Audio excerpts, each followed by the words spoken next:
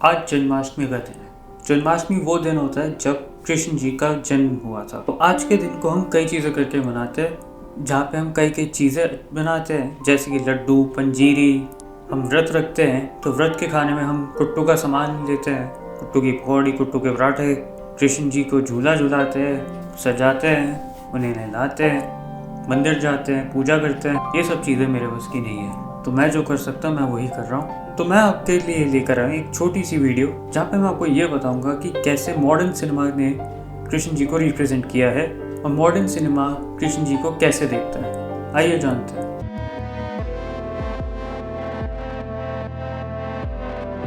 सबसे पहले मैं बात करूंगा फिल्म कृष्णा और कंस की। ये एक एनिमेटेड फिल्म है जहाँ पे हमें कृष्ण जी के बचपन के संघर्ष दिखाए जाते हैं।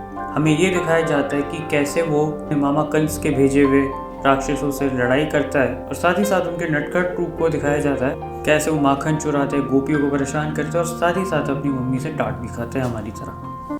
चलो कुछ तो कॉमन है। अब ये जो फिल्म है, इसका बनाने का मेन जो पर्पस था वो ये था कि छोटे बच्चों के अंदर हम कुछ अच्छी वैल्यूज भर सके। वो जनरेशन जो डिज्नी फिल्में देख के बड़ी होती है, जो बॉस बेबी, मिनियंस, डिस्पेकेबल मी देख के बड़ी होती है, उनको हम अपने कल्चर से, रिलीजन से और ज़्यादा जोड़ सके, ताकि उनके अंदर वो वैल्यूज़ शुरुआत से ही आ सके। जो काम पेरेंट्स नहीं कर पाते अपने बच्चों के लिए, वो काम ये फिल्में करती है। दूसरे नंबर पर आती है फिल्म ओ माई गॉड।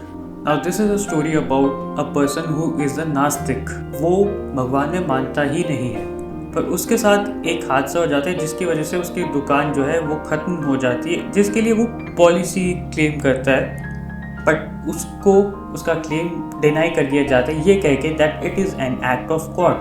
जिसको देख के उसका दिमाग घूम जाता है और वो भगवान के ऊपर केस करता है, भगवान के ऊपर। और सबसे बड़ी बात ये कि इस चीज़ में खुद भगवान आके उसका साथ देता है। Akshay Kumar played the role of Lord Krishna in this film and he supported his character. He guided his character throughout his journey. ये फिल्म हमें ये दिखाती है कि कैसे कुछ लोग लोगों का फायदा उठाते हैं just because they believe blindly in God.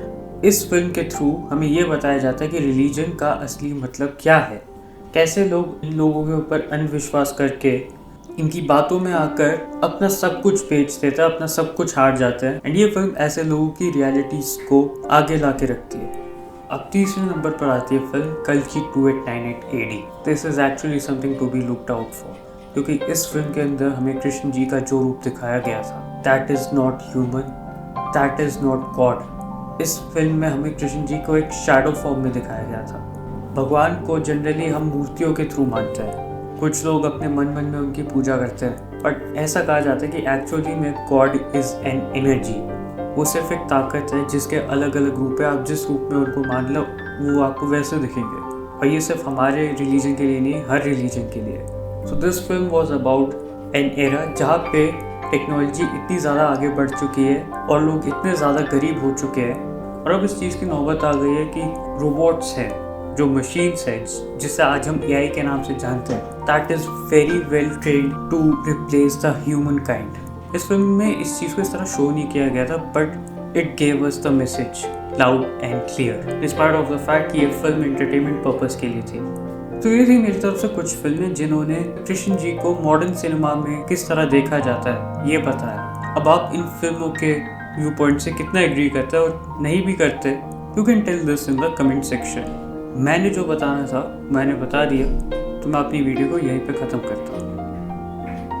Thank you for being here guys.